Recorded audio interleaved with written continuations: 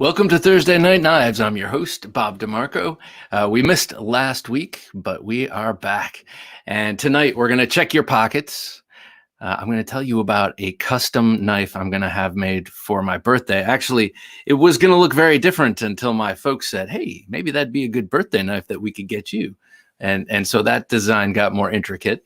Hey, Nick, great to have you here, sir. And Benjamin Belkin. Hola, sir. Good to have you here. Hey, Michael. Pleasure to have you. I want to talk about what design trends you want to see continue. Hey, Just Greg. Good to have you. Catching one live. That's awesome. Hey, Ian. Good to see you. Actually, you're the reason this topic. What design trend do you want to see grow? And I saw a really cool design flourish. A really cool take on a needed part of a knife that just really knocked it out of the park for me. But we'll talk about that. Chris, hello, Blade Ogre. Good to have you here, sir. And then we're going to get, hey, Chris. We're going to get to a new sheath I got in the state of the collection, and then some Life Knife news. We'll talk about a new Civivi, perhaps the new Boker Burnley Quaken OTF, And the knife fight tonight will be the Boker Burnley Quaken versus the Cold Steel Recon 1 Tanto. So those two knives are going to fight it out tonight with whoever the lucky folks are. Blade Hobby. Hello, Bob. Hope you're feeling better. I am feeling much better. And I want to thank everyone who, for reaching out to me. I really appreciate it. A lot of people sent me well wishes and, do better. And compared to what others have faced, I got off relatively easily. So I do appreciate that. Thank you, everybody. Love your 10. Oh, yeah. My quarantine carry knives, all of my light knives. I just have a whole bunch of them out tonight. I am festooned with knives. Hey, Brian, thank you, sir. It's great to see you. And I am feeling much better. Brian also suffered that horse crap much earlier than I did. And thank you, man. Appreciate it. The Intermittent Gentleman. I like that name. First time joining live. Good evening. It's great to have you here, sir. Great to have you. Let's jump in. Hey, Dave. Good to have you here, man. As always. And the Wallaby. Hey, everyone, he says. Rocks oft. Yeah, how you doing, man? You're getting me into traditional knives, spending a lot of time looking at them. Remember, traditional knives aren't just slip joints. And I happen to have, there are also knives like the Boone 2, a recent acquisition of mine. That is also a traditional knife, and that's why I bought this thing. It reminds me of what everyone should have had on their hip at a certain time in the United States, and I just think it's cool. It's kind of a do-everything knife, so I had to get that one. But I know I've been showing that off a lot recently. So don't forget, traditional knives aren't slip joints, but speaking of slip joints, if you are out there and watching Dirk, I have 6 slip joints that I have guiltily gathered together. I know it's been taking me so long to get some slip joints out to you, but I'm going to give you 3 GECs and 3 modern slip joints, and I want to see what you think. Dirk is not a fan of the slip joint, doesn't capture his imagination. I want to see if some of these do. Maybe they will, maybe they won't. Got to be up early. Great night, everyone. Ian Pekarsky, take care, sir. CMF Metalworks. He's going to be on the podcast quite soon. I have it on good word. As a matter of fact, we spoke today. And one of the things I'm going to talk about is his amazing flippers. But we'll get to that. Ian, you have a fine evening, sir. Thanks for dropping in. Definitely appreciate it. So for a pocket check today, let me show you what I was carrying. So an unusual choice, but I was home all day, and I forget how pocketable and useful this knife is, even though it's goofy. I love it. Here it is, the Medford Praetorian. Goofy, you say? Well, it's just so big and broad and just such an audacious design, and has such a relatively kind of shallow grind here. But I'll tell you what, even though that sucker's fat, this hollow grind comes to such a fine edge. This thing is really sharp and actually quite useful. Right up front, olives. Well, tonight anyway. And you can do a lot more with it than olives.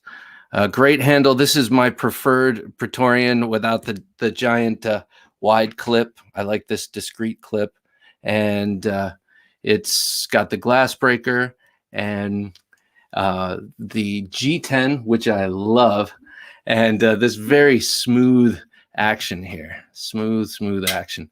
So yeah, this Praetorian I was carrying around, it is a bit of a two-hander, and I like that too. We were talking about traditional. Well, it's kind of got a two-hand action to it. I can Spidey flick it out, kind of. Wallaby, chunky boy, indeed. This thing is a chunky boy. I do have to say though, of all the glass breakers I tested, this simple pyramid did a great job and had the least deformation. You can check that video out. My daughter shot it and very proudly declared herself the director at the end. One of the other two knives I carried today was, speaking of my daughter, they gifted to me by her. Hey, Tri-State, good to have you here. Outrageous knife. I agree. Nick says it's so overbuilt. It can be carried inside the house all day. That's right. That's a lot of knife. You're right. Medfords are glassy. Yep, glassy and classy, I might say. How much does that weigh? You know? Oh, about like well, less than an XM24. Maybe a slight bit more than a XM18. So like maybe, I don't know, what is that, 7 ounces or something? It's not that heavy, and actually it's relatively thin this way too, compared to how broad it is. It's audaciously broad, I would say. Look at that, it's like 2 inches or something.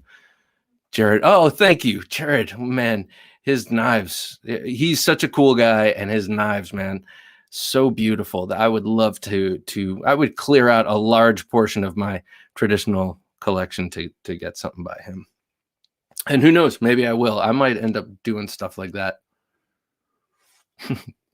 Yeah, right. Okay, so this was what I was carrying. This is a Sleepy Bear, is what she named it way back when she was 4, and told my wife to get me a purple knife, and I pointed them in this direction. I always wanted a Delica, and so this thing is extremely useful. As a matter of fact, just moments ago, I was using it to cut electrical tape, trying to fix this microphone, which is great, except when it shrieks unexpectedly in my ear like a harpy, totally without reason, feedback. So it's mostly awesome, punctuated by moments of hideous feedback. And then the third thing I was carrying, of course, because I was just chilling out at home, and was the Monkey Thumper. So the Black Rock knives, Ken Vehikite made, Monkey Thumper with a sharpened swedge. Sharpened swedge, so refreshing. And the one-of-a-kind rock pattern handle. Hey, Tim, good to have you here. I lost a Delica around my house in a similar color. So I love it when you know that it's lost in the house, because you're like, someday it'll show up and it'll be such a nice surprise. It'll be like getting a new knife. When you lose it out in the world, out in the wilderness or out in the city, it's kind of like, you know, it's not coming back. Though I hate when I lose knives. It doesn't happen too much. Ken Onion was awesome. His designs have never been on my radar, but after watching, you know what? You might even not know it, Nick. Maybe some of his designs were on your radar and you didn't even know it, because he's designed so many knives. He's almost like a ghost designer in a lot of ways. James Moore, hope you're feeling better about it. Thank you, James. I am indeed. As you can probably hear, the weird thing is the no tasting it or smelling, but I feel like that's going to come back. Just looked up the weight of the Medford, kind of expected it 8.2. It is a light 8.2 ounces. I will tell you that. This Monkey Thumper right here. So you can check them out. They're coming out by Fox Knives now. So if you like that design, and you know, they do it a little more production-y, and it looks great with the micarta handles and everything, and it looks really awesome. And he also has a Tanto coming out, Ken. So that was my over-the-top overkill carry today, and just kind of nice to carry this around and kind of feel what it's like if I ever actually did carry it out in the wild. I haven't yet, but these other things. So what were you guys carrying? I mean, I'm just here showing off. What about you guys? Nick says, I once found a Leatherman Surge under a seat looking for a part for an old truck of mine. It felt so great to find that. That's cool. I had one I thought I lost, and then I went and kind of touched the lining under our recliner, and it made its way down into the lining. It was my Microtech SOCOM Elite, which I thought I lost, and I knew it was somewhere in the house. I just couldn't figure out where it was. A light 8.2 is like saying you're a svelte 275 pounds. You know, like some professional athletes could be a svelte 275 pounds. Maybe. Carried my new Ottermesser anchor messer today. Cool. Those are cool. I like the bail on that. I think that has a bail, right? And a sheep's foot blade. That's a cool knife. Ron says, finally got the Culpepper by Kershaw. That's a great knife. I got mine right here. I love this knife. This is the Culpepper, right? It's this, and then the other two have similarly historically names. Yeah, love this thing. I hope you use it in good health. And you know what, the edge on this, I've used this a lot because it just kind of sits around on my desk. Obviously, I've used it a lot, and it hasn't needed much in the way of touch up. Dave says, sporting the Max Ace Goliath. Goliath 2 today in brown canvas micarta and K110. That is such a cool knife. Dave's got a great video on that. I was the XM18 no choil skinny slicer today. Skinny slicer. Oh, nice. No choil. I like the no choils. I got a no choil right here. It's the Warncliffe, as you can see. I'll put it under the knife cam. Benjamin Belkin says, carrying the GEC 86 blade forums 2019 in Javi Garcia leather slip. Ooh, I don't know what a Javi Garcia leather slip looks like, but it sounds nice because of the name. 86. That's the I have the 86, right? That's the oil field knife, the big jack with the clip point and the sheep's foot. Fire tack. My wife. Oh, okay. I saw this. So Lavender Pants' wife, obviously, pays attention when he talks, and she got him a fire tack. And I have to say, being 100% honest, and you know how much I like Hinderer knives, they never really turned my head until the one I saw in I believe yours, Lavender Pants, is black and with a black blade and maybe blue hardware or something. It looked really nice. It's the first time that knife has really appealed to me, and with the recurve. Medford Praetorian T and the UTX Hellhound. Caleb is a class act. As you know, I too carried a Praetorian, but the UTX 70 Hellhound. I've never had a Hellhound in hand. I know Slicey has one that he's a huge, that's like a big knife for him. And I think it is so cool. And is it sharp on the top edge? Will someone tell me? I can never quite tell. And I have a feeling I would know it would be something that you would hear about if it were, but it just kind of seems like that edge should go up the front and up the swedge. So please let me know, one of you guys. Rocking a Benchmade mini Ruckus today.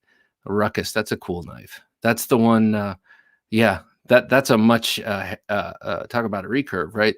That's a much loved knife. Cody S says, my Holt Spectre in pocket today.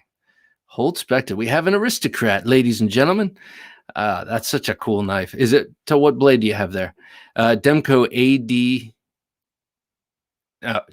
AAD. I don't know that one. AD15.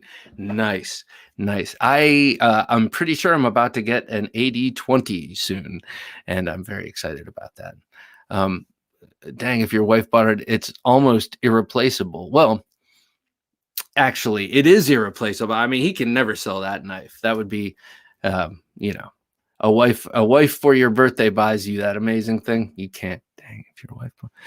Oh, she's almost irreplaceable. Has the sheep's foot, but no bail on mine. Oh, okay. Does have a lanyard hole, which I love on a slippy. Me too. I like on a slip joint with a with a lanyard hole. I like the sort of, I don't know what you call it, but it's sort of like a noose tie off of like a leather fob. I really like that. It helps it stay oriented in your pocket too without a slip. Today was the Kubi Nova in full tie and a case Sodbuster Jr. in Caribbean blue saw cut bone. I really liked that Caribbean blue saw cut bone. That was all over the cover of the Smoky Mountain Knife Works catalog for one recently ish. Blade Hobby says my 8010 and Centauri in Damascus micarta. I love the Centauri. I love that design. I'm a real, I think everything I see by Ray Laconico looks beautiful, looks classy and simple and just kind of perfect. But the Centauri is so nice. It's so nice. I love that blade. I love that blade. Hey, Nick. Nick says, I carried my Yojimbo 2 with KP knives, dark brown micarta scales. Who's KP knives? That sounds awesome. Dark brown micarta scales. I just put it on today. Totally feels different than the G10. I love it. And my Jade Finch Runtley. Love Jade, and I love the Runtley. Keep an eye out on Finch this year. With these dark brown micarta scales, are they a flat slab or are they milled? Sometimes they well, I'm just curious. Let me know.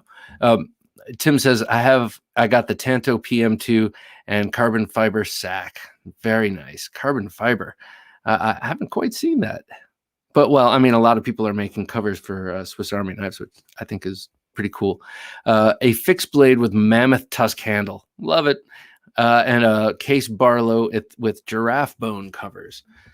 So Robin likes the natural materials. I too like the natural materials. As a matter of fact, this week we have coming up on Sunday, Matt Chase. He's a knife maker under the label of Hogtooth Knives, and he forges incredibly beautiful knives. And I decided to order one from him, and I was keeping it somewhat modest. Only because, I needed to spare myself a bit of expense, and then happened to talk to my dad about it. And he's like, hey, your 50th birthday's coming up. That sounds like a great gift. Why don't you, get exactly what you want? And, man, that's what it's like turning 50 in my family. That's awesome. Thank you, Dad. I'm really grateful because I want to turn Matt Chase loose on a loveless sub-hilt fighter, double-edged sub-hilt fighter.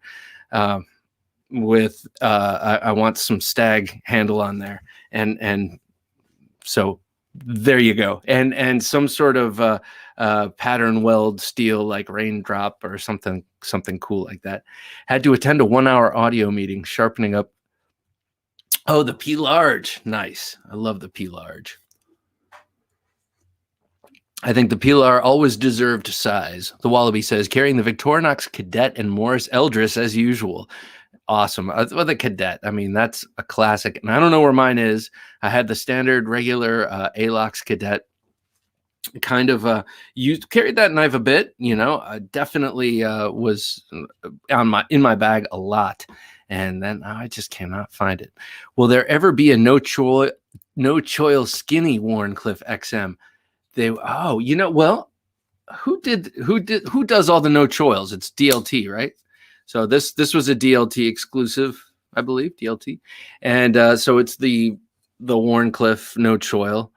How far off is a skinny, right? All they have to do is just make it skinny. No, it seems like something they'd already do. Hey, Peter, good to have you here, sir. We're just, hanging out, talking about knives here. Gizmo Car. What makes you decide what knives you want to collect?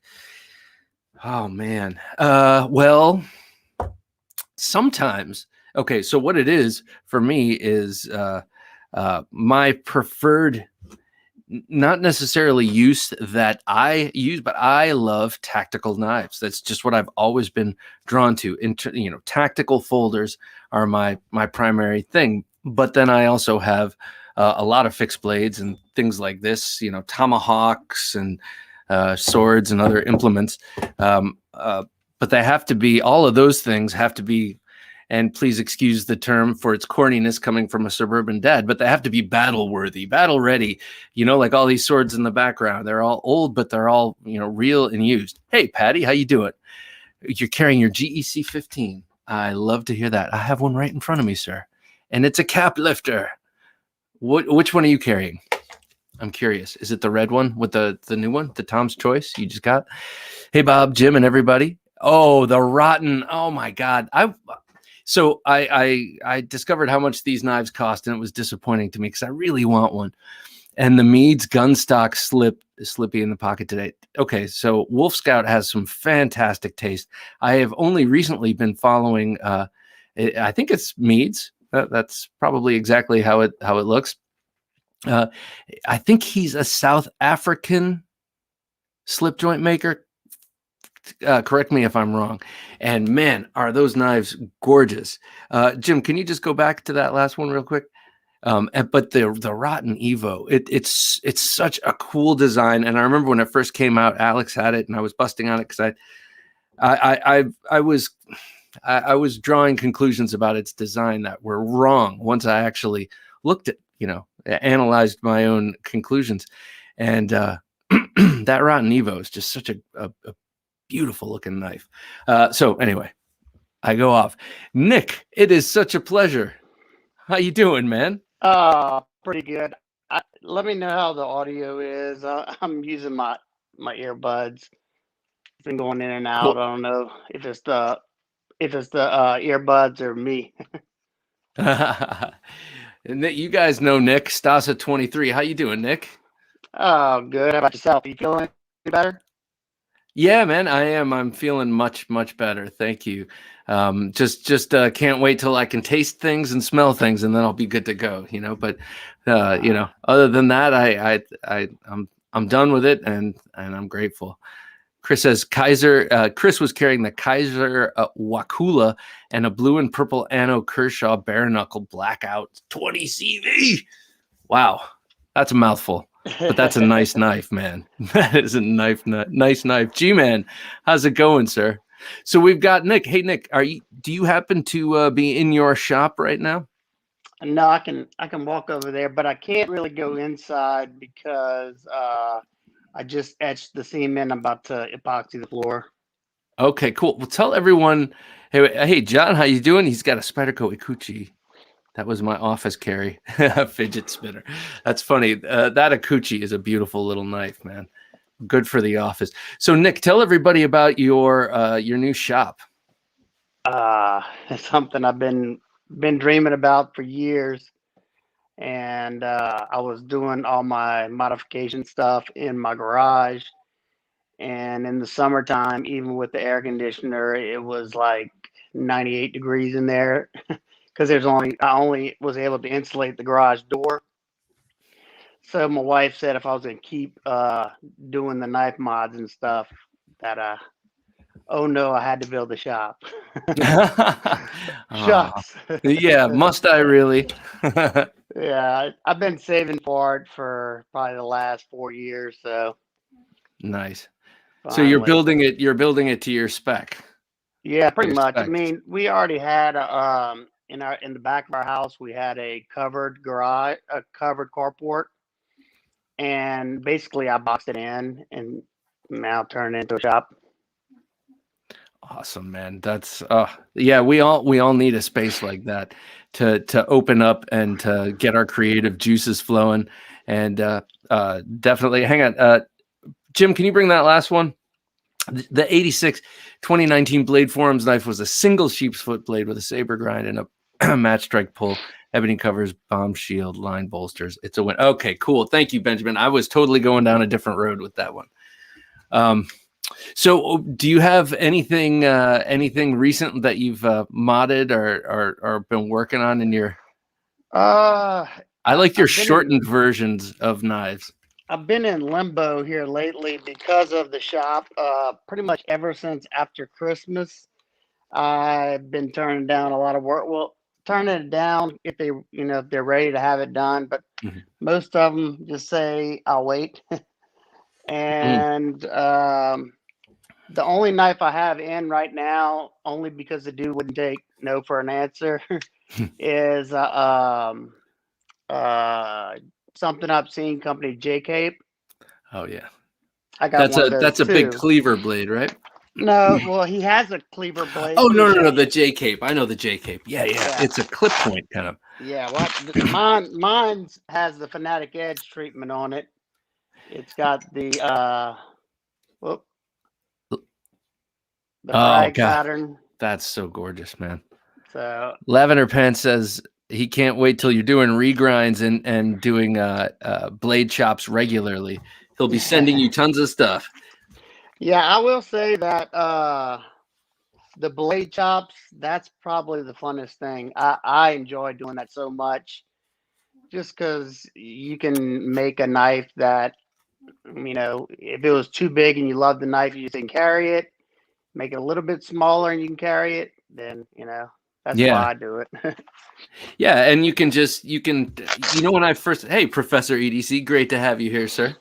The first time, this is actually an unplanned segue, but the first time I saw a blade chop, it was on a Boker Burnley Quaken.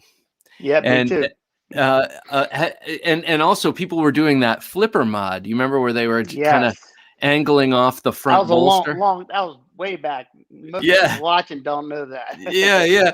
Hey, Rusty, good to have you here, man. Yeah, that's right. And you could just kind of access just the corner of that and just use it to hey, Alex, how you doing, man? Oh, I'm sorry you're not feeling well. Big love to you, sir. I'm gonna call it an early evening. Hey, Alex, before you go, don't think that I've forgotten about your knives that I have here locked up in my cabinet. I will be sending them back next week, as I as I get my health department letter and can leave the house. So there you go. Good to have you here, and have a good night, sir. Nick Martino says, I want both my Yojimbos chopped. Yojimbos? Yeah, I've seen somebody do one of the what's his name? Oh, BJ Hilltop. Hill. Yeah, BJ Hill, Yeah. Hilltop knives. I don't think he shortens. I think what he No, does he is just kind of, reprofiles it. right. Yeah. Like with the wait, I have a Yojimbo around here. Like he does, I've seen him do with the Yojimbo what he does a lot with the Yojumbo, which is take the take the blade and kind of like do something like that. It looks pretty cool the way he does it. Yeah, good stuff. But so did you see that there's an out the front now? Burnley Quaken? Oh yeah. Actually, I did. I saw that. Yeah, and like we were saying about the flip, I think everybody thinks that it was Boker's bright idea to make it a flipper knife. Mm-hmm. But no, that was Bauer Blade Works and Christensen Knives and Tough Thumbs that turned that into a flipper. Remember? Yeah, and it was a front flipper, actually. It was Yeah. they just exposed the front part of the bottom part of the tang, and you could grip it and you could break the detent with it. And yeah, it was cool. Yes, exactly, Bob. All right.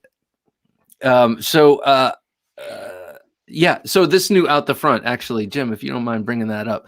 I'm going a little out of order here, but this Boker Burnley out the front, it looks so it's from a company, an American company called Cobratec that I just had never heard of. And they're a company that do you know them? Yeah, I went out of Texas. I'm not sure. Like I know they're a US made knife company.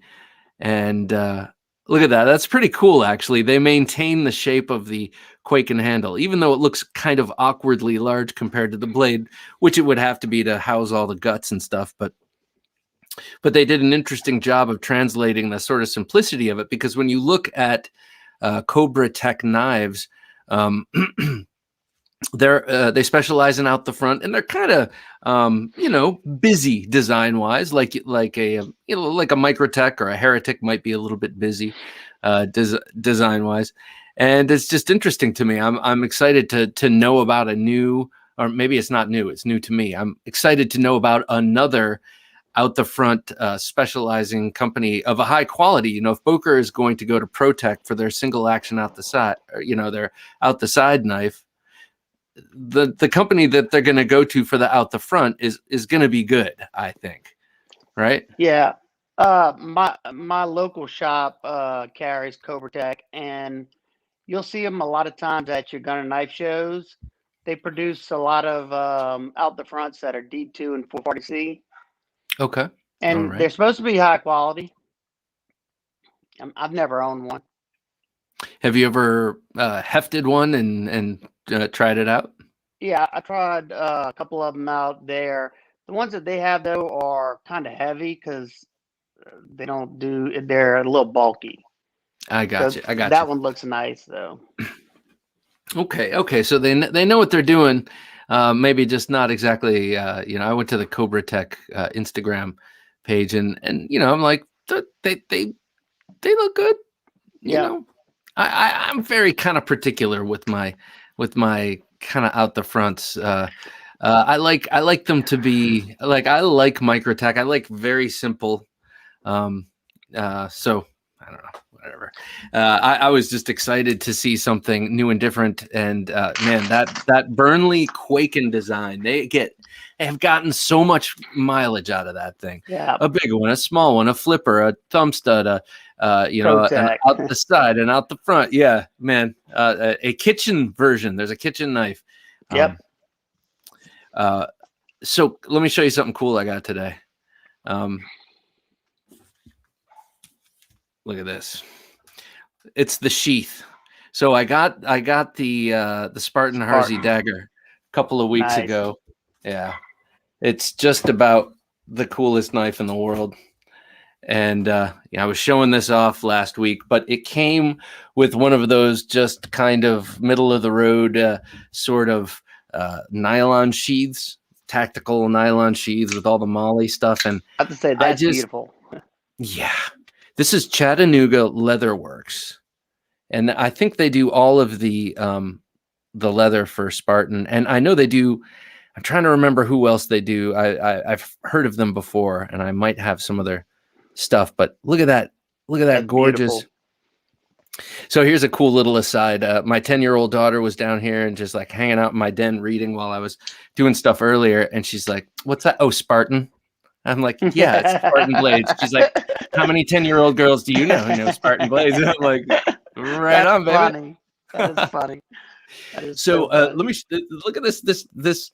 This is a really cool aspect. If you're looking and wondering, it is true. This whole back part unscrews. So this is a fully leather sheath, including the frog or whatever you call this part, fully leather, but it screws together. So you can take this back part off, put like an in the waistband strap here, and carry this thing discreetly. If your druthers were to carry a dagger around with you, you could do so in this sweet leather sheath. Nice. Discreetly without this back part. So I got to say, I've never been so excited about a sheath. So very nice. Very, very happy that came in. Hey, how's it going? That fellow there. Good to have you here. Is that St. Michael in your logo? So Nick, what are you excited about, man? What knives, like for instance, what were you carrying today, and what are you really what are you into these days? Hold on, I just set it down. Let me grab it. It's on the side. Thank you. I got the Evo Typhoon. Oh. And I got super lucky. I wasn't part of the pre-order because I already had something on pre-order, and so I couldn't swing it. And a good buddy of mine bought every blade shape that he made, and this is the one that he least liked. So he knew I liked clip points. That here, wait! Don't rush that away. Hold that up for a second. Yeah. Let's savor this because and Saint Anthony of Egypt. Cool. That's awesome. So I too am a clip point lover. I don't know if you said it. It's like a tree hugger. I'm a clip point hugger, and that is gorgeous. And that Fuller, of course, is gorgeous, man. The everything about that is appealing. How big is that blade? It looks like it's about 3.5 inches. 3.5. Okay. I would take a guess. I'm not sure. So I have over here. I have Alex's arch nemesis, and it's my only experience with Sharp by Design. And good God, it is an incredible knife. So I'm definitely jealous of that Evo you've got there.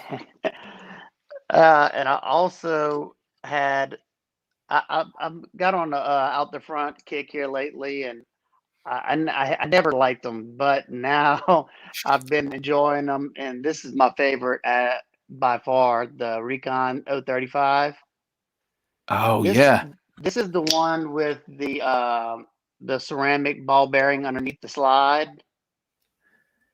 So And when I what's that say experience like compared to the only thing I have to compare that to is the Ultratech and the Ultratech right here, yeah. it blows the Ultratech out of the water in a lot of ways. Yeah. Don't get me wrong, okay, the Ultratech has that nice snappiness. The Recon has the snappiness, but it doesn't have that like that that catch that like this feels like it's pulling back on you.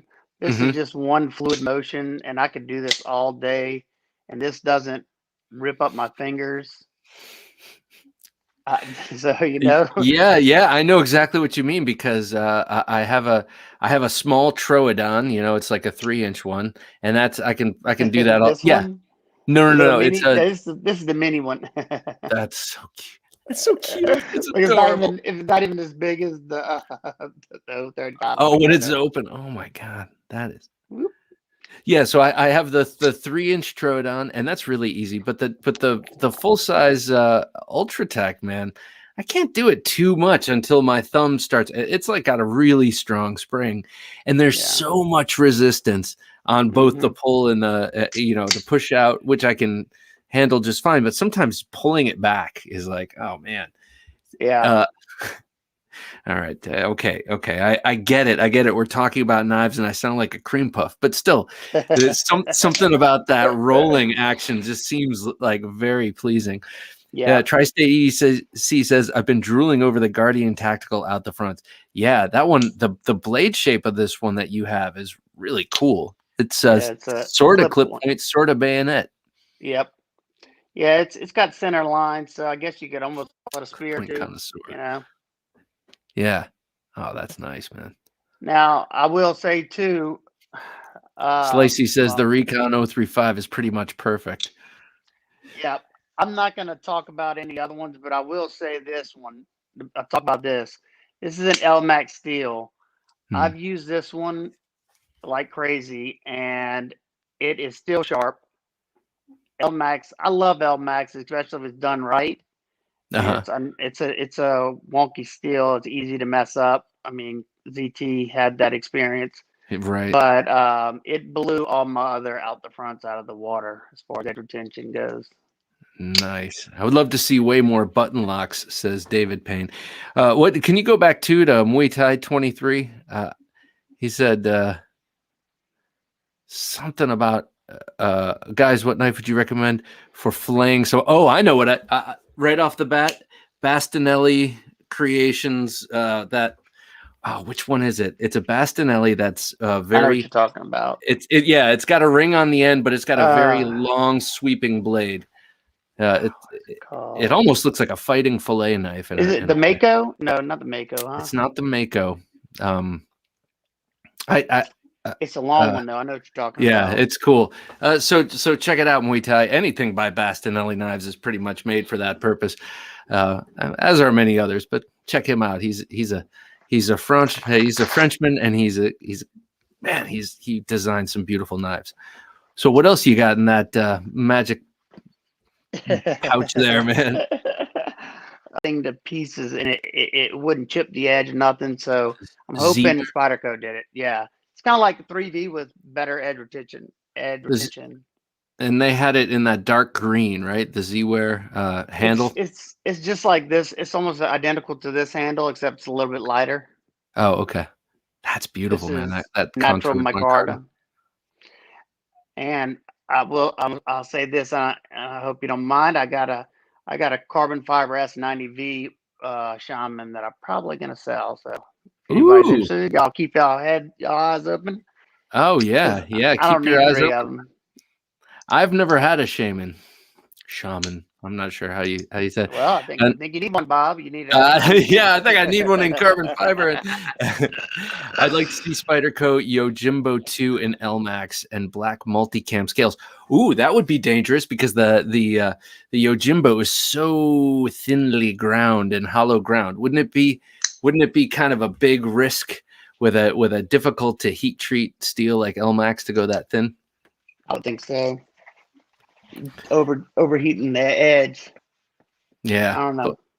But honestly, like, what do I know? I really have no Yeah. idea. I don't know anything about a heat treating. I know just what I've read and people have said about it. Yeah. Nick, do you do fixed blades? I'm actually, it's funny you say that. I'm actually on the quest to find the perfect EDC fixed blade. Have you considered the Bradford Guardian? Many times I wasn't sure. They have so many different blade steels. I just don't know which one I want. Right. What's going on, guys? I'm seeing this buffering thing. Are we just? He's like, people are like, oh man, you're just now catching on to this. I'm sorry, I didn't realize. K390 Yojumbo, M4 K390 Yojumbo. I too would love the. I would love to see the Blade HQ treatment of the Yojumbo. Yeah. I just love this knife. This thing is. I love this knife. Here, I gotta put this dagger away before I drop it on its tip. Like it's just begging for. All right. So you have a pretty sprawling neck knife collection. Does that not do it for the fixed blade EDC thing for you? Some of them have crossover, like my Strider ED. That's an excellent size. But the neck knife for the most part, most of them, I want at least like a 3.5-inch blade. 3 to 4 inch blade is like perfect for me. Right. 7 to 8 inches total. I don't know. Okay, wait. We'll talk about this in a second because I want to find out your preferred carry. But looks like we've made a match here. Nick Martino would like to email you about the Shaman. So I'm sure your digits, as we used to say 100 years ago, are on Instagram or something. Yeah, or go to any of my last video or any of those, and at the bottom I think I have my email address. It's 23matassa@gmail. Okay. All right, cool. Hey, just cut right to the chase. So we are back. Cool. Thank you. Sorry, we've just been talking. I haven't been paying too much attention about the fact that we've been buffering. So we are back apparently. And that's awesome. We were talking about the Shaman 2 and incidentally talking about another knife with the compression lock, the Yojumbo. Nick, look at that White River backpack. Oh, yeah, the White River knives. Yeah. What do you think of those? Yeah, I handled those at Blade Show, and that's another one that's in contention. I will say there's a custom fixed blade that probably would end all my searching. I keep missing the drops. It's, I think, SK Blades, maybe. It's a little shark. It's called the shark. Oh, you're talking about Alex Steingraber. Yeah. His those knives are sweet, and he's so into. I did an interview with him. He's a very interesting dude. He does a lot of research into each steel that he uses and tries all sorts of heat treating different protocols and has all of his recipes and stuff. And the guy's he's an interesting mind. Jim, what was that last one up with the Pena? I don't have any Enrique Pena knives. I snagged a Pena fixed blade and custom leather scales. Ooh, and getting custom leather scales. I love that idea. They're almost like long-term expendable scales. And you can eat them in a pinch if you had to. I'm sorry. I'm reading Blood Meridian right now, and it's such a great book. And there's a lot of eating of saddle leather and boots and stuff. God, things were bleak, man. People don't realize all these spoiled, rotten people running around complaining. Man, they had no idea what people's lives were like. Well, I guess neither do I. But reading Cormac McCarthy will make you think you got it good, man. So let's see here, Nick. you got your hands on this one, right? I was just now doing some of my testing on it. So what are you thinking of this knife? This is the Fox knives made. Where's mine? Jason Hold Knight on. designed Kukri, the MK Ultra, it's called. Yeah. And incidentally, these are my two favorite carry knives recently purchased, and they're very different, and I love them both. They're both so tactical. Now, how does the Yo Jumbo carry? Is it carried good? It carries great. I mean, I sanded down once you do the sand down thing, and for me, I had to eliminate the hump in the center of the handle. It just wasn't comfortable for me, so I made it sort of like a swell, and I left this tail hump, and my hand fits really nicely in the middle there. Though I'm thinking I might push that back a little bit or take it down all the way. But it does carry very nicely. It's pretty thin. It's deep, and it's got that. It seems to ride kind of like with like a Yojimbo, So yeah, great knife, Yeah. man. I will say, So, but I what do you much think of this prefer. MK Ultra? I like it a lot. Super. Like I was doing some testing on it. I just wanted to see how the ergos felt once I started putting a lot of pressure behind the cuts. And Hmm. anytime you have a knife that has this arc right here, that is perfection in the hand. And I was kind of scared because it's not rounded, it's flat scales, but it was very comfortable, locked in that little area right here. Hmm. Perfect. Now mine took a 5-foot fall to the concrete on the tip, and just barely put a little nick in the tip. Oh, barely, nice. barely. So I was happy about that. Not happy that it fell, but happy that it Yeah, didn't take the entire tip off. yeah. What So, do you like N690 steel? it's okay. Depends on who's doing it. I just tested. Let me see if I can grab it. This knife right here, the Kaiser Latin something mini. It's a little front flipper in N690, and they must run it pretty Ooh. soft because it's not the best. Hang on. We got someone here who will say that he'll send you a shark. That's C Salmons 09. That is very Sounds good. generous. Cool, man. I appreciate it. The intermittent gentleman says White River FC 3.5 seems like it would be a good EDC fixed blade and be open to a lot of potentials for customization at your level, Stasa. That's yeah. You know what? I think you might. All right. I think he might be onto something in that. Maybe really, with maybe where you want to look is a custom knife because custom fixed blades are going to be more practical for buying. I mean, I have a couple of custom fixed blades. They're like more in reach, and see, I don't know. Maybe that is the way to go I because mean, I think so too because I want something. I want something ground really thin, and you got to go custom to get that. Production yeah, companies aren't going to take that chance. right. The Ron Steel small round is an amazing small knife, kind of like the Pilar as a fixed blade and better materials. Ooh, that sounds cool. Small round. I'm gonna have Small to check that round. out. Me too. Gotta run, Benjamin says. Have a great night, fellas. Thank you. You too, sir. Stay sharp. I appreciate your coming by, man. Thanks, Benjamin. If that giant larger, that would be something I'd definitely be interested in too. Are you talking about the the The giant mouth? small one. Yeah, Okay, the small one. that is pretty It's cool. That's a beautiful looking knife, actually. yeah, but it's tiny. Oh, is it? And Yeah. I know it's got a little pocket sheath, right? A little slip sheath that it goes into, and I think you can buy aftermarket leather scales for that one, Yeah. right? Yeah. It's almost the size of the little rib.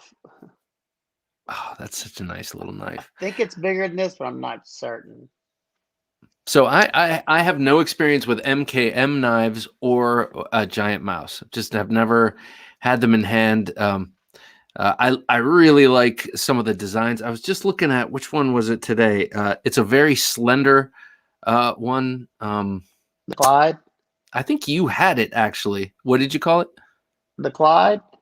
I don't think it was called the Clyde. It was Oh, like I the know name the Sonoma.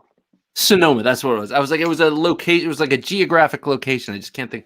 That Sonoma is a beautiful looking It was a knife. nice one, very nice one. That was the first one they did with Riot, and Okay. very well done.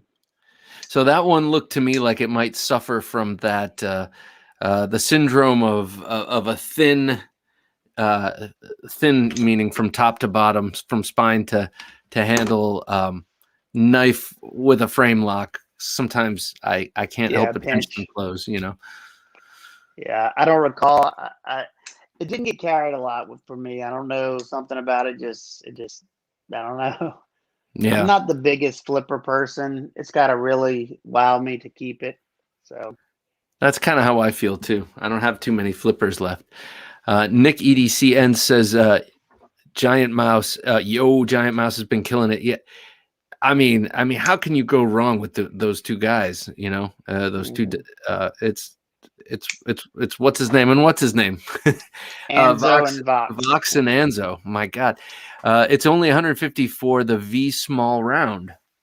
Check out Sade Evil. Okay, well, I'm getting tired here on Instagram. Sad Evil. He'll use G Carta, My Carta, whatever you want for scales. That sounds cool. I'm gonna have to check that out. Sad Evil. I'll check him Sad out. Thanks. Evil. This man, Instagram just blows my mind, man. I've discovered so many great knife makers on there. I crush chestnuts with my Iona like it's nothing. The Iona. Which one is the Iona? That's the their more budget one with M390. It first came out in the plastic scales with the Anzo pattern on it. Oh yeah. That's a cool looking knife. It's kind of S shaped in a way. Yeah. North Arm have good fixed blades with the milling marks. North Arm, are they still making the Skaha? Do we know that? If the fixed blade is as hard to get as the Skaha was, then I won't even think about it. Yeah. I seem to not hear about that so much anymore. Iona, Sonoma. Yeah. Go back to the last one if you would, Jim. Oh, look at that little pooch. Those guys. You know the ones. Haha. Those guys. You know the ones. I got two cool Vestex. One that I think you might even like. It's just a crazy looking one. The Samurai. Ooh, this is blade shape. This is by Kombu, right? Yeah, I'll tell you what. He's a very nice guy. I talked to him at Blade Show 2019. Super nice guy. I like his designs. Stuff. Yeah, I'm reviewing this one, testing and reviewing it, and I will say here's another Kombu. I like this. This is a Falco. Ooh, that's cool. That blade shape is nice. I have been seeing this. Around. He did that really cool clip point. The big one. It's like with a real kind of extreme looking clip point. Can't remember the name of it. I know. I can't think of it either, but I know what you're talking about. So hold up that Samurai if you would, real quick. Let's look at that blade shape for a second. That blade shape is really unique. It's like a tanto, but the whole thing is the front part of the tanto. Yeah, it's the Japanese tanto. Yeah, right. Okay. So what are your impressions of this blade shape? Is it useful? This portion, the front portion, this is kind of a mute point, and it's going to be a pain to sharpen because you got to sharpen basically in two stages unless you want two different bevels, and the point is ridiculously thin. I mean, it's not made to pry. It's not, it's I guess just made to be a box cutter EDC knife. I guess I don't know. Slip between the ribs, kind of a knife. Yeah, definitely could cause some damage. I'll say that.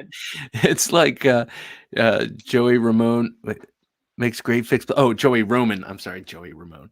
Joey Roman makes great fixed blades also, not thinly ground though. This samurai reminds me a little bit of the patata in that, Yeah, or the patadais, I guess, that the small one. I don't know how to say. Because it's got that really long, very thin acute point, like just terrifyingly acute. Kambu's been doing some amazing stuff. He has indeed. Jim was the one. What was the one right back? Best Tech is just pumping out his designs lately. There's a lot of milling, like that. There's a lot of opportunity to prove yourself and your manufacturing and his designs, because there's all sorts of milling and all sorts of Yeah, crazy. I'll say, I'm sure you knew this, but I did warranty work for Best Tech when they first got started. Oh, I did it for about a year or so, and from the time that I did that till now, their quality, their QC has jumped exponentially. I mean, really? unbelievable the quality now. Things that, and the reason for it is because they listen. If they hear people saying they don't like something, they'll change it the next batch. So Wow. very impressed with them here lately. I have the malware, and I love that knife. Yeah, And I got that one. that's a really beautifully assembled thing. And then also, and I also have what is it? The off-grid knives. The Black Stallion, I believe, is made by them. It's Yep. great, solid knife. Let's see. Hey, Professor, how's it going, sir? Bob, how are you? Oh, doing great, What's up, doing great. It's Professor? great to have you, man. Nick, a pleasure to meet you. You too. Oh, you Bob, guys have never met. That's shocking to me. Bob, No. how are you feeling? Oh, thank you, sir. I'm feeling much better. I'm pretty much symptom free except for taste and smell, which frustratingly isn't with me, and it makes eating weird, But that's that at this point is the worst of it, and so I'm very grateful. Well, I'm sending best wishes for your recovery. Oh, well, thank you, sir. They worked. A lot of people sent me good wishes, yourself included, and I really appreciate it. Tri-State EDC says, I have quite a few Best Techs, and they're all insanely well made, especially for the price point. Professor, do you have any Best Techs? We were just talking about the new Kambu designed Samurai. I just saw that, and it looks awesome, but I wanted to share because this is a first here in Mexico, and it was a miracle basically to get one, to snatch one, and Whoa. I don't know. Yeah, I see it. Oh yeah. gosh. See, that's a Tanto, huh? Yeah, and it's the all blacked out. This was I got it from Gear Towards Gear. Yeah. And he played around with a few blades. He had 3 of them, and he put together this all blacked out Tanto, harpoon Tanto, and it's just gorgeous. Wow. Yeah, because they didn't have, like, you couldn't get that variation, correct? No. Put it together. Yeah, Put it I didn't together. think so. And it was man, this was the combo for me. God, it's gorgeous. That's Hey, nice. let me ask you two guys. I want to get both of your impressions of how on the detent and the whole structure of the detent. We for those who don't know, instead of a detent ball in there, Brian Nadeau mills away everything that isn't a titanium ramp on the backside of that I mean, not titanium, but steel on the backside of that lock bar interface, and it's a totally different thing. And what do you guys think of it? For this knife, for the Evo, perfect, like excellent. I have the Void as well. And for the Void, I don't know if it's because of the flipper tab, how it's shaped, or what it is. It feels weird. But for this knife, it's perfect. Yeah, yeah, I totally agree. It just feels so smooth, and the action is just amazing. I mean, this thing it blew my mind. It blew my mind. It really. So EDC Tanto Knives loves that Tanto. James says, "Darn, I'm late. Good to have you, James." So I've experienced that only in Alex's arch nemesis. Again, I'll keep referencing it because it's the only sharp by design knife I've ever experienced, and just that feeling of the knife, the blade breaking away from the lock, the way it's all set up, it feels amazing. And in terms of like the feel of that action, and then when you take a little a loop, like a jeweler's loop and a light, and look in there and see how that's made, it's so cool. It's crazy. Hey Jake, good to have you here, man. I'll say, hey, I think you're on knife time now, sir. Another cool thing is even companies that put detent ball ramps for the closing, even when they got that, you can feel it still. This, you cannot feel any break from a detent. Nothing. It just goes, once you unlock it, you don't feel anything. Wow. Yeah. Yeah, this is more than buttery smooth. You hear a lot of people talking about other blades being buttery smooth. Mm-hmm. Man, this just blows that out of the water. You know. Yeah, you have way more surface area, so it's gliding over that.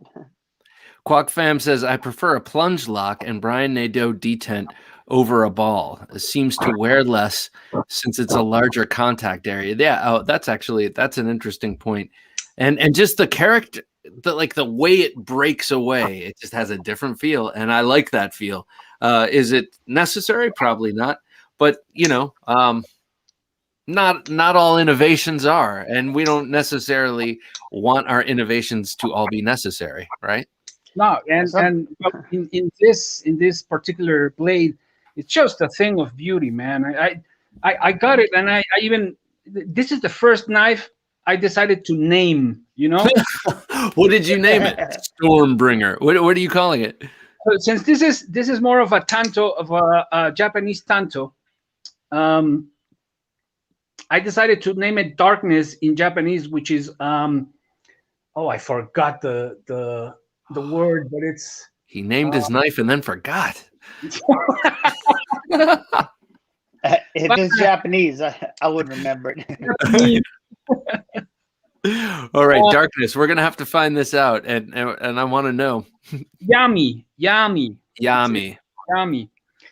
is pretty yummy. It is. That's a yummy knife. There are like 3 or 4 words for darkness in Japanese, and yami is the shortest and the one that I could remember So, but this thing, it just goes from a shade of dark to another with the carbon fiber, and it's just, it reminded me of night, of really, really peach black darkness. So that's why I chose that name.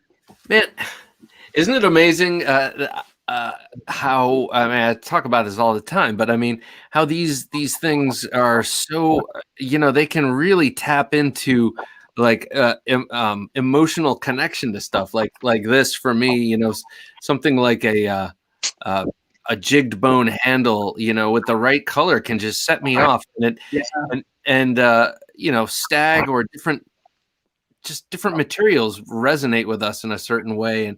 And I don't know. I totally get it. You get lost and you're looking at this new knife, this spectacular knife, and just getting lost in it. I'm just drooling over here with those knives. Yeah. I have this right here, this other knife, because I wanted to show it. I've been stubborn with this knife because it has one thing that really bothers me about it. But other than that, the darn thing is awesome. It's really perfect. And this is the Hecate. Oh yeah, that's Alessandra DeSantis. I love her designs. Yeah, yeah. And the flipper right here, it creates a pretty nasty hotspot. Oh yeah, And it's skeletonized, so you can't Right really do there. much about it. And I've been thinking, you know, I love this knife because the whole thing is just really, really nice. I mean, it looks so organic and yeah. contoured, and just love to hold it in hand. And I've been thinking, that's why I wrote before, I'd love to have Nick nearby, because I know I would send this knife to him to make a mod and cut that flipper off, because it really is not necessary. I have spoken to Alessandra about this and asked her, please make this same model without the flipper. And it's just a sweet, perfect knife without that flipper. So you can use the thumb hole. Yeah. Hard for me to see. Both. Well, Both. Well, if you ever send anything to the U.S., send it to me, and I'll hook you up for free. If it's not a cold steel, it isn't really even a Tanto. Thank you, Shane. Someone needed to say that. Actually, it's funny you should say that, because the knife fight tonight is the Burnley Quaken versus the Cold Steel Recon 1 Tanto. We've been talking about Tantos here, Professor. We were talking earlier. Did you see that Boker is coming out with the Burnley Quaken in and out the front now? No, I didn't see that. Yeah. If you needed your Burnley Quaken in yet another style, you know, because you've got your regular size, you've got your brass, you got your flipper, you got your thumb stud, you got your full size fixed, and then you've got your kitchen, and you got your out the side made by Protec, all in the same Burnley Quaken design, which is gorgeous. Now you can get it like this. Yeah, they really are milking that design. But hey, man, why not? Why not? It's one of those designs with legs. I'd love to talk to Lucas Burnley. He seems like a very interesting guy. He does a lot of fundraising, and that I think that's cool too. But I'd love to talk to him about the whole Burnley Quaken empire. It really is an empire. All those iterations. Somebody asked if I had that shaman close. No, it's in another room. I can get it if you really want, but just message me and I'll I don't think that's gonna do, Nick. Nick wants to see that. No, I'm just kidding. Hey, we were talking about materials that make you nostalgic. This is another one. I am just a sucker for. I always forget what tortoiseshell. I love tortoiseshell. Yeah, it looks good. Yeah, it'd be cool to have a some sort of a large, classy folder with some tortoiseshell on it. Is that like an acrylic? Yeah, tortoiseshell? yeah. It's not or what is it? Acetate? Yeah, I'm actually not sure. I think it's probably acrylic. Yeah. I mean, that's what it looks like. I know it's hard stuff to work with. It gets soft quick. It gets soft quick. You know, when you're grinding, if you get it too hot, it just kind of burns it, melts it. Like Delrin, kind of. Yeah. Ooh, there we go. We were talking about the number 86 pattern earlier. That's an 86, right? That's the oil field jack. Yeah. Love this thing. So actually, okay, sure. I actually have the oil field jack in tortoiseshell. It's such a. I've seen it. That is such a perfect knife, and the one that you've got in hand with the wrench shield is just whew. That tortoiseshell is also used on fountain pens. Yes. Oh, in the form of celluloid. Okay. Yeah. Oh man. Tortoiseshell fountain pen. Ooh, that'd be nice. Something old and cool. Can you hold up the 86 again? I want to see Sure. that shield. Let me. It's kind of difficult to open with one hand. I'm holding the phone on the. Oh yeah, right, exactly. So tell us about this wood. That's Rod wood. Well, it was supposed to be used on the uh, petroleum fields, in the oil fields.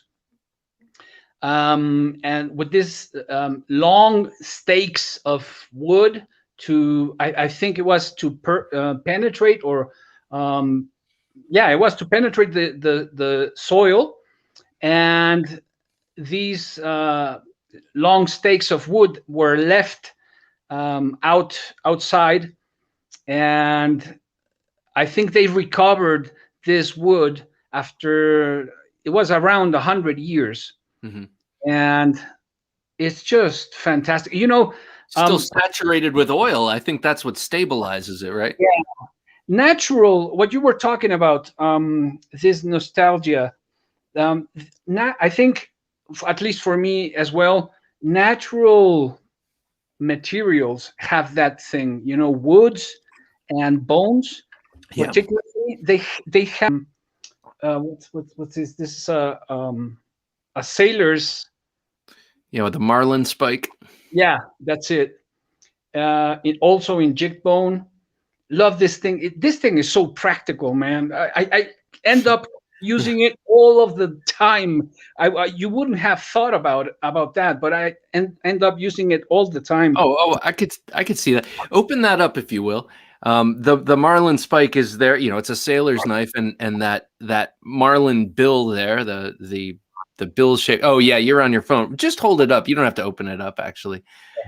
But so that's there to wedge into really tight knots in rope. You can push it through and but the cool thing about these knives is that is the part that locks open. There's a lock. I guess the bail is the lock release. Right there. That's the lock. That's so cool. I need one of these. Is that a who made that one? This is a Rough Rider. Rough Rider. Okay, that's what I thought. I need to get one of these. Yeah, you do. I have nothing in the Marlin Spike category. My collection has a gaping hole. Professor EDC, I really like the wolf behind you. Is that one of your drawings? No, this is yeah, I used to work in the mountain some 10 years ago, and I worked 10 years ago in a forest area, and with all of this COVID and all of and everything here in Mexico, how things have changed, I've been forced to stay in the city. So it reminds me. Mm-hmm. It reminds me of where I like to be. So, I can't be there, but it's just a reminder. Yeah. Nick, how are you, sir? What do you got there? I got my two favorite slip joints. This is the Apostle P design, Northfield. That is a score. Holy mackerel, dude. Apostle P? That's Rob's? Yeah, this is the one he did. I got lucky on this one as well because they were it was a nightmare for people trying to get a hold of them. And a good buddy of mine, Sharp Dad, he knows when he's got something for sale to hit me up first. It's good to have people. He hit me up. So, and because I'm not a huge slip joint guy, and I like to have a couple of good ones that I like. My other favorite is this Boker Cox Slim. It's so in cool. Micarta. Super thin hollow grind. Is that an Anzo design? Yeah. They discontinued this one, but they came out with another, like a D2 variant or something like that. But this one right here with the micarta, it's just micarta slabs with the back spring. Super lightweight, cuts great. And of course, this is a cool one. The cool thing about this one is the magic they worked on the pull. The pull is not hard to pull, and the second, whatever you call that, is not that hard. But the push back is twice as hard as both of those. I don't know how they did it, but that's they did wild. It. Very hard to close. That or to get right there at least. So what's the number on that? What's the model number? Hold on, let me. They need to do a full on run of these things. I mean, people would buy them like gangbusters. I know I would. Oh yeah. It's 748117. Okay. All right. They made them in 2017. So the number, what do you call it? Number what? 74. And then the number 748117. It's a TIW. I don't know. Tidiute Ironworks. That thing. Yeah. That to me Rob really nailed the shape of that classic clip point. Yeah, I like how it has that downward slope on it. That's cool. Because I always my favorite design has always been the Lanny's clip. Mm-hmm. And they're just not, I mean, you can't really find many nice production ones. I know Pena did one, the Worker, whatever it was called, and they got a few from Collector Knives and stuff like that. But I just got on a pre-order for a full-on Lanny's clip from some guy that Transparent Knives made me aware of, and it's pretty sweet. I can't remember the guy's name to save my life, but it's a full-on Lanny's clip. Oh gosh, man. I know Jay Oser made a bunch of really gorgeous Lanny's clips. Yeah, that's a if you like Rob's design sensibilities, it's probably $10.95, right? It's not one of the 150. Okay. But if you like Rob Bixby's design sensibilities, he also did a fixed blade that was gorgeous with Bark River knives. I think it's part of their Gunny series, but it's a clip point, beautiful clip point with a really pronounced and handsome sharpening swedge. I know that sounds so ridiculous, but it just looks like an amazing knife. But that's another one that's like a unicorn out there. I was about to say that was limited production as well, right? Yeah. I don't understand. I don't know. I just don't get why. But I mean, it's up to him. That was his avenue. Right. Presumably funded by him. But still, you'd think the company be like, hey man, people really like this knife. Let's do it. Let's do it up. Yep. At least enough so that Bob, Professor, and Nick can get one. And then well, I mean, they could change it up a little bit. They've done that many times in the past. They just put their little spin on that exact design. Right. Hey, I was noticing Chris Tanner of Prepared Mind 101. Yeah, he's got another knife coming out. He's got a couple with Bark River, and he had one with Schrade, and now he's got one coming out with Work Tough knives. And I realized I do not know. I mean, I've never had a Work Tough. They have that giant Bowie that's so damn cool that I would love to have. And they have a couple of other really great looking fixed blades. Have either of you guys experienced the Work Tough knives? No, I know about the Chris's Jessex in Schrade and Bark River, but and then he has also another model, a Nesmuk. Don't remember the name, but a cool, really cool Nesmuk with Bark River. But this company I haven't heard. Yeah, I think the one that with that company, I think it's the Vengeful One. I think it's called Vengeful One.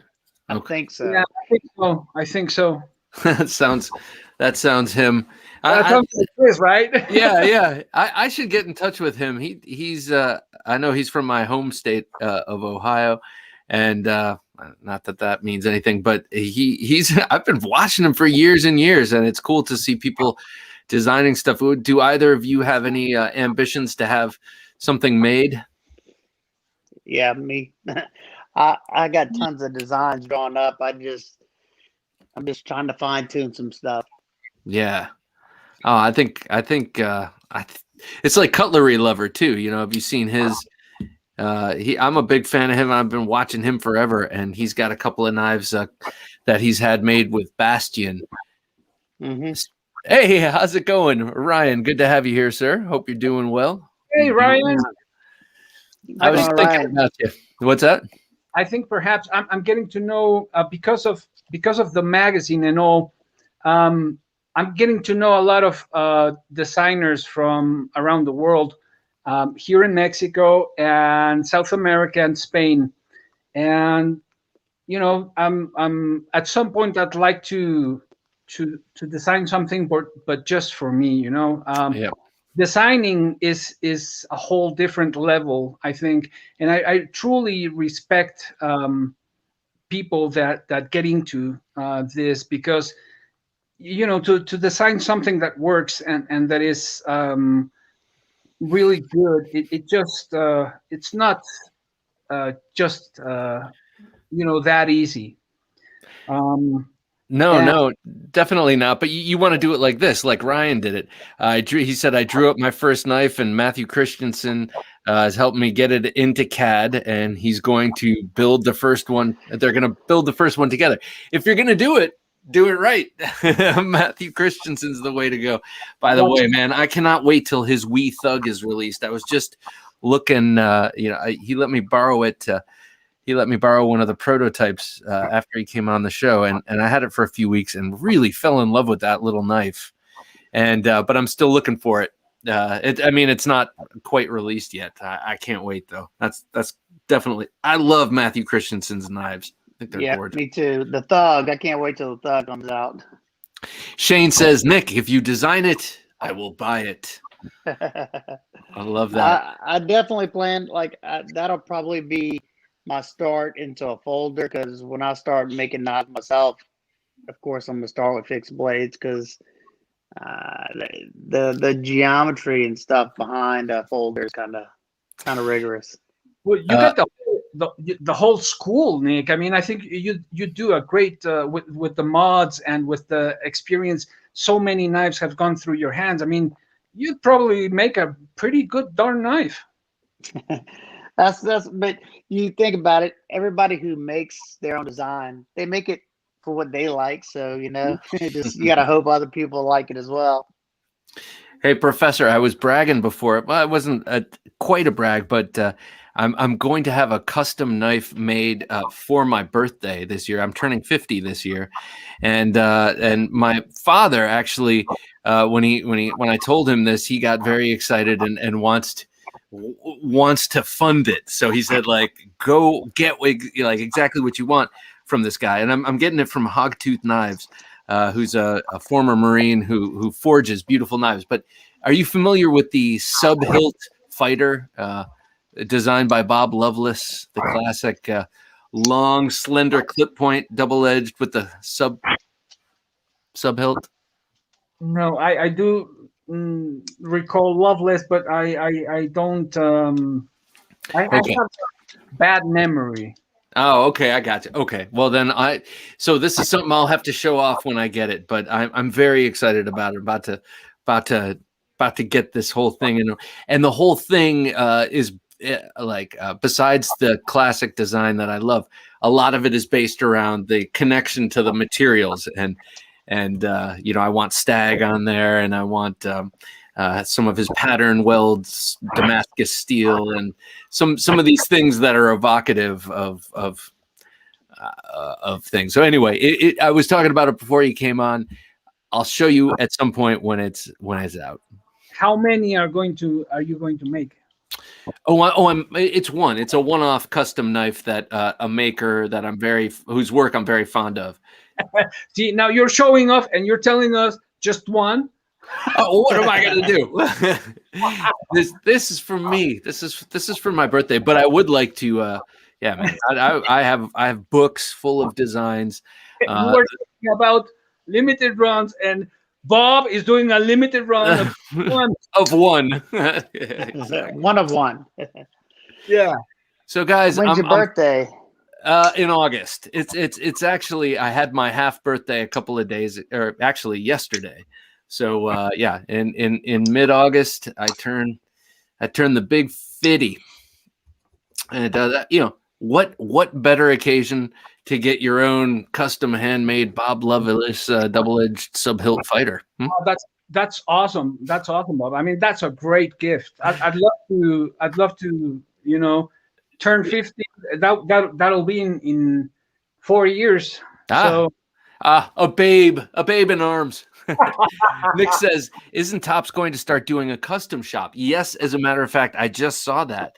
That will be cool. You know me, I love Topps knives, and to get them, you know, yeah, that'll be cool. I'm wondering what the extent of it will be, but that will be very cool. Bob, yeah. Have you seen? I think it's Topps, but I just saw recently the Topps Norseman. They're like a trio of knives. Oh, and yeah. Oh man, I love those things. Is it the Viking tactical knives? Yeah. Yes. Yeah. Okay. Yeah. They're branded Viking tactical, but they're very openly made by Topps. And oh my gosh, man, they are beautiful. They give them an extra special treatment. They really do. They're fantastic. Now, the one thing I can't quite figure out though is they need to have one of those things reminiscent of the Scramma Sax or the Viking. Like, I know I've been using the word sax like it's I guess I've been using it wrongly. Vikings did not carry saxes, but they did carry some knives that looked sax-like, you know, like this, you know, vaguely. And I'm curious why in that Viking tactical, yeah, this is one that I made the handle perfectly and really jacked up the blade. But I'm curious why they didn't make something a little more Viking-y in that line, something with a straight edge and a broke back kind of. That would have been cool. But hey, you know, the world is full of issues and problems. There it is. Hey, Ryan, Mr. Leitner, how you doing, sir? What's going on, everybody? What's up, Great Ryan? to see you, my man. How are you? Doing very, very well. It's been a minute. Yeah, it has. Let's see. Can you see this? Maybe. Oh, I like. Ooh. Oh my God, that's looking good. So this is I want to call it the Vesper, and the Vesper is a cocktail, a classic cocktail made from gin and vodka. But at any rate, since I'm in the spirits business, I thought it would be a really cool name. And, you know, it has some inspirations, I think, from Ray Laconico and from Tom Mayo a little bit. You can probably make some of that out, but very much with my own spin on it. It's got a 2.75-inch cutting edge with a 3-inch blade and a 7-inch overall length with a 4-inch handle. So, you know, it's really just meant to be a simple EDC, things I loved, design language that I wish a lot of stuff would have. And then Christensen helped me get into CAD, and I'll have to send you those CAD images. Oh yeah, man, that'll be great to see. No, the Vikings did not carry XL cold steels, though they should have. Ryan, hold up I just want to. Can you hold up your blade again? Your picture before you show me that beautiful Mcguinness. I love this blade shape. It's this long swedge clip point. I really like that blade shape, and I like the lozenge shaped opening hole. I like that it's a non-flipper. I love the 50-50 choil you've got going there. It also looks like you can choke far back because it's a 4-inch handle. Yep. Man, that's a really nice design. I like that. The curve on the blade, it's sweet. That it's going to sweep everything, man. Yeah, good. I'm glad you guys. I'm glad you guys dig it. I thought, you know, Yeah, it's beautiful. It's one I kind of have envisioned for a long time, and after handling so many unbelievably great customs from so many great makers.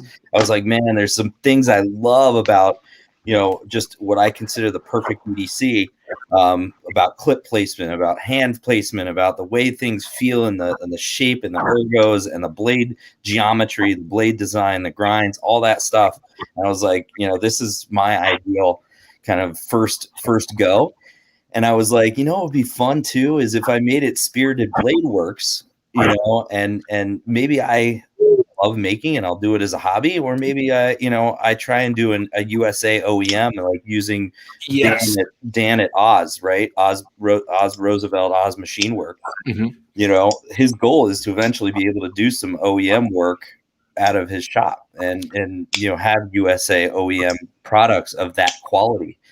And I was like, so, and my thought is I could do like a front flipper that I love, like Philippe Georget and David Lespect, a lot of their stuff. Yeah. And I was like, man, I could do like a French 75, which is another classic cocktail, but it'd be my French take on a front flipper. And I could do a traditional New York style slip joint, call it the Manhattan. And like, I could have I could have a lot of fun with it. Yeah, that's a great theme. It's a great motif that can carry you, forever. That is cool. So show us this Jerry Mcguinness knife that I saw you pull out, and then this one's so sweet.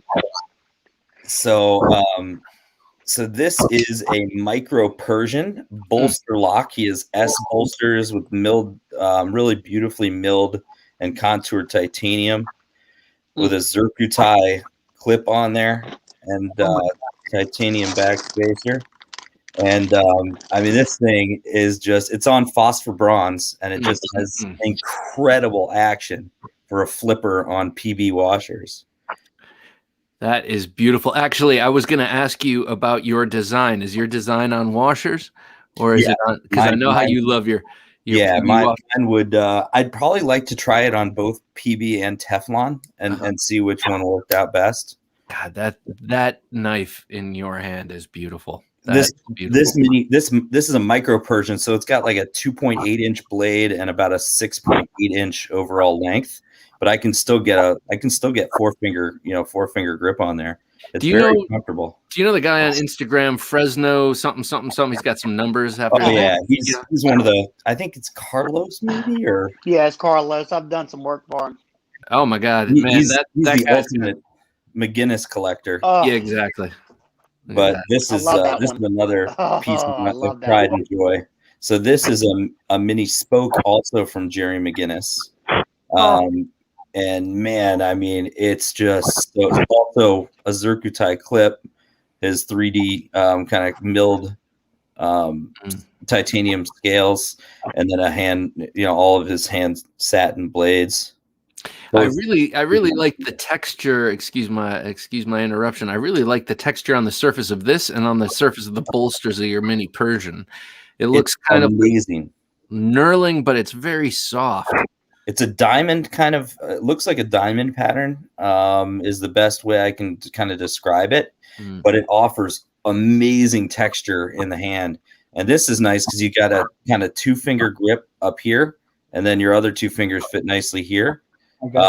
Just perfect jimping on here that's very functional and non-obtrusive. This is in my opinion, this would be one of the, if not the best, one of the top 2 best 3-inch EDCs I've ever handled. Again, on phosphor bronze, super snappy. But yeah, Jerry Mcguinness, man. They call him Boy Wonder, or the Whiz Kid. Oh, really? Because he's so young. He's young, dude. He started at 15. He's probably in his mid to late 20s now. Oh my God! And he's just man. As soon as he hit the scene, he hit it running. And a lot of old timers, like, we're gonna have to off this kid. Like, he's been having designs with collaborations with CRKT back 10, 11 years ago. A long time ago. Man, I've got so many customs that have been new. I haven't been on for a Grail call in a long time. I know. Ooh, what's that, Nick? What's that, Nick? This is I don't know. I picked it up. Let me see. I always forget. It's Chuck Gradatus. Oh, Gudritis. Yeah. Toucan or whatever. I picked it up when I was in Vegas last time I went to Vegas at TVK. That's awesome. And it was Gudritis. it's super lightweight. It's the only thing is the tip is awfully close to the end. You can definitely catch yourself. He does the Switch Army knife. It's a switchblade Swiss Army knife. Yeah, with Switch Army. with a and I it's got the switch mechanism as the scale, so you slide the scale up and it opens. That's cool. What do we got here? Oh, wait. Is that that's a beautiful? Is that a Barker? Barker? This is Walter Randolph. Oh, So this is a Walter Randolph mini Wyvern with that typhoon patterned speed holes and then oil slick Zerk. So you can see kind of how it has those greens, and even on the thumb stud, it's almost like a dark green kind of iridescent. There you go. You can kind of make it out on the clip there. You can see it on the thumb stud really good. Yep. Oh yeah, and the clip too. Backspacer really cool. as well. Beautiful. God. That's Yeah, so I cool. like the clip is nice too. And this blade is just awesome. He packs a lot of blade into this handle. There's 3.25 inch of blade on this, and just a great size. Yeah, it almost looks like it would fit into the scales. Right? Yeah. He really maximizes. You can see that tip gets right into that backspacer. Yeah, it does. So it's truly That's massive. 1-to-1. Yep. Well, gents, I'm thinking it's time to knife fight because I'm starting the bags under my eyes are growing. You out, Professor? Yeah, last time we had the fight, so I'm going to leave the space open for Nick and Ryan. Right on. Well, I just got here. Yeah, so you're fresh. You're ready to go, Ryan. Oh no. Oh. Professor EDC, thanks for coming and joining us, man. Nice meeting you. It is always a great pleasure to have you here, sir. Get well, Bob, and thank you all. Thank you, man. I'm doing great, so I do appreciate it. Take care, sir.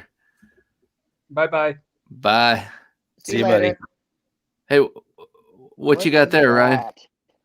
This is yummy. This is a Jared Price, and this is a one-off. We kind of called the Odie Nugget, and it's got that shadow boxed kind of scale, titanium scales with textured ODG10, and it's this thing's just awesome. XHP blade on it. And, who'd you say the maker was? Jared Price, JRP Knives. Jared Price. Oh yeah. Okay, I follow him on Instagram. I think I've seen this knife. I think he have you. You probably saw it on my Instagram. Yeah, I think I saw it on your Instagram. That's a beaut, man, and I like that clip with that OD green. Yeah, so he and Matt Christensen, you can see that clip similarity. Yeah. I think Garrett kind of gave Christensen that clip idea actually, but they're really good friends. That Christensen is one of my favorite of your knives that I've ever seen. I love that. Oh thing. yeah, me too. Yeah. So if you ever get tired of it and you don't want a lot of money for it, please let me know. I'll be right here. He's gonna make me a mini. August. Yeah, there you go. We're gonna do a mini 3-inch bladed version of that same build, basically, with some antique Westinghouse crosscut microscope scales of the little one of the Nugget. Of my Christensen Misfit. Oh. But we're gonna do a mini. This one's got a 3.5-inch blade, right? Yeah. But he's gonna do the same underlays with Zerk and everything. But in a mini 3-inch blade instead of the 3.5. Oh, that's gonna be nice. Yeah. That's why I can't wait till the Brute comes out because it's a smaller folder. Yeah. Oh yeah. I like that little knife for sure. All right, guys. This is a knife fight, and you're both here, so you're both fighting. It's like the first rule of Fight Club. Your first night here, you fight. All right. I've been kind of going on and on about the Burnley Quaken tonight because of the OTF that they're coming out with, and it just led me to this thought of going with the refined Quaken, versus the brutish and pedestrian Cold Steel Recon 1 Tanto. So it's something that's refined and slender and simple versus something that's brutish and brutish. So I am going to say that you both get 1 minute. We're going for a minute, okay? And I'm going to give Ryan the Cold Steel Tanto, the big Recon 1, and I'm giving you, Nick, the Burnley Quaken. So now you both have to defend that, and I will keep a loose eye on the time. Okay. Depending on why it's the better knife? Yeah. You're just going to debate. You don't have to like either knife. I'm assigning you a knife to defend, and you are going to tell us why. Nick, you're going to tell us why the Burnley Quaken is a superior design to the Cold Steel Recon 1 Tanto, and you, Ryan, are going to be doing the opposite. Now, I have no coin to flip here, so let's just say eeny, meeny, miny, mo, catch a tiger by the toe. If you hollers, let him go. My mother says, do you pick the very best one? And you are it. All right, Ryan, you're first. That's my very unscientific way of selecting. I like it, man. I like it. All right. Well, ladies and gentlemen of the jury, we're going to be visiting some different Tantos. Basically, we're talking about American Tanto versus a Japanese style Quaken, right? And I'm gonna say, really, my main point here is, why would you ever really need a small, slender, lightweight Quaken when you could literally do everything the small knife can do, plus you have the capabilities of something much larger? And in the Cold Steel Recon 1 Tanto, stronger, maybe it's a bit brutish, maybe it's a little bit heavier, but at the end of the day, do those ounces really matter on a daily basis? Maybe if you're packing out for, a extended 80-day journey and you need to go ultralight, I can understand maybe having a Quaken as a companion tool, but ultimately you're going to need something that's a lot more stout and a lot more heavily engineered, that's going to be able to get you through tough times. And why not have the Recon 1 Tanto with you? Very good. You were the timing was great. You saw my hands. You were like, you're like a professional. You're like a TV guy. Yeah, there you go. All right. I liked that argument. Good argument. Nick, are you ready, sir? Yeah. All right. Your loosely timed minute starts now. All right. The Quaken design, besides it looking way better than a Tanto or the Cold Steel Tanto, it's very slender, sleek, carries much easier, slicier blade. You got very pokey, stabby tip on there. You do on the Tanto as well. On the Cold Steel Tanto, except that's an American Tanto, so it's more abrupt. The action, because it doesn't have the Cold Steel Triad lock that just breaks those thumbs. Nobody wants to break the thumbs. And I just don't. I don't have the use for a hard use tactical knife like the Cold Steel Tanto. At least not every day, right? Yeah. And the Quaken is going to fit in much more roles. You can wear it as a dress knife. You can wear it as an EDC knife. It's not going to scare as many people as that Tanto would. So the Quaken's definitely the one to go with. Very nice. All right. Hey, you know what? That was a pretty good. Excuse me. I knew it would be a polarizing argument. We got to get down to these important issues, and I knew that it would set some people off. But I thought those were both good arguments. you know me, I love me some cold steel. So I easily resonated with your arguments, Ryan. In that you can do all the things with a small knife and do the things for a super robust triad lock based knife. And then Nick, I also resonated with your argument that it's a way more practical knife across way more uses. Office carry, wedding carry, but also you can pull it out and use it in the backyard if you have to. It's not, it's not a it's still a knife. It's still a strong and sturdy knife. So I thought those were both really good arguments. I'm curious what you all think out there. Well, if you got crappy neighbors though, and you're back there with a cold steel Recon 1 doing your yard work, you might be putting yourself in a much better position. Yeah, that's true. That's true. Or you just might make them crappier. Well, yeah. Hey, I still like the cold steel Tanto as well. So. Yeah, I'm a sucker for that faceted Americanized Tanto, but I love American Tantos, man. They're so useful, and the more I use them, the more I enjoy them. I mean, it's like you have a Warncliffe with a second tip. Yeah. You're right, because you got that straight run, and then that secondary. But I have to say, I also do love the look of the non-flipper Quaken, custom knife or the Boker or whatever it is. I think they're classy and sleek. Yeah. I like Japanese lines. I like the lines of traditional Japanese cutlery. So I've always been a sucker for that. Oh yeah, I have this cool. Tanto. Oh yeah, Japanese. that thing, man. That is that blade. Just if I had it, it'd be immediately ding into the floor. Oregon Knife Guy says it was nice having a legit knife fight tonight. Woo! Great job, both of you. I'm down with Nick. Yeah.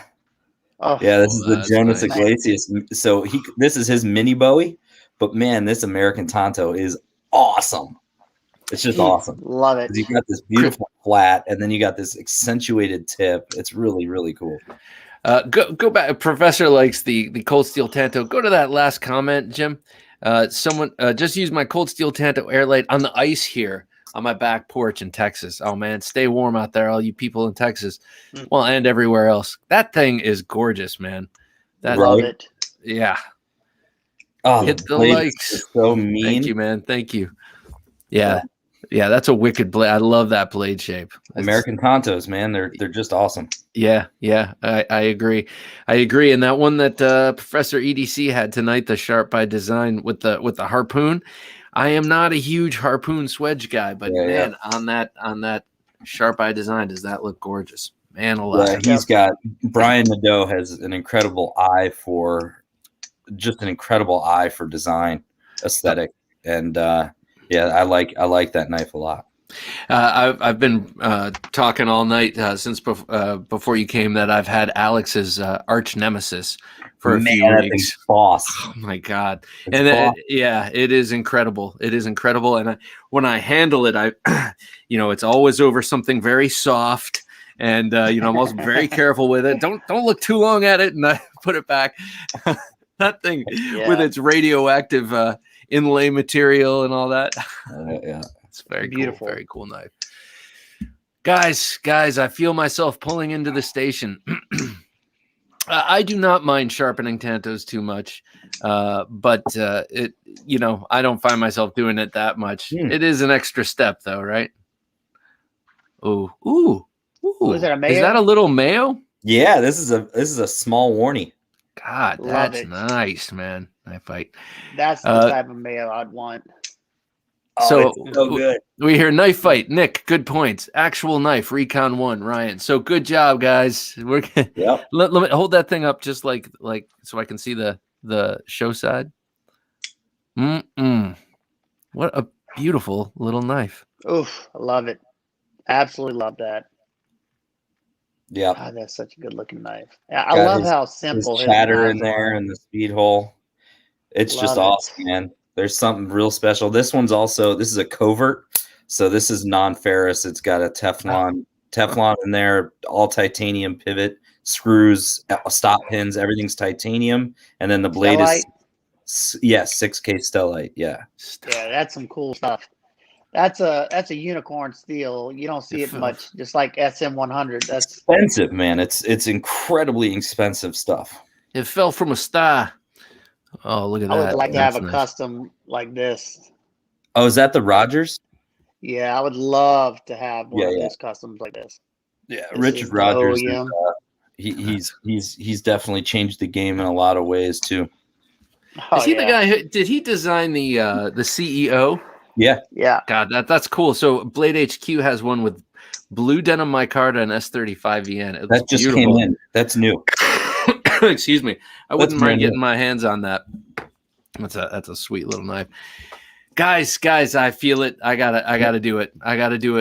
Hey, everyone, thanks for showing up and joining us for Thursday Night Knives, and thanks for all the well wishes over the past week. I do appreciate it. And Ryan and Nick, thank you guys for coming on and helping us talk knives. It's always great to have experts like you guys and your perspective on the show. For Jim working his magic behind the switcher, I am Bob DeMarco. So happy to say we're back with Thursday Night Knives, and we will see you here next week. And in the meantime, when you're just hanging out and doing your thing, be sure that you don't take dull for an answer.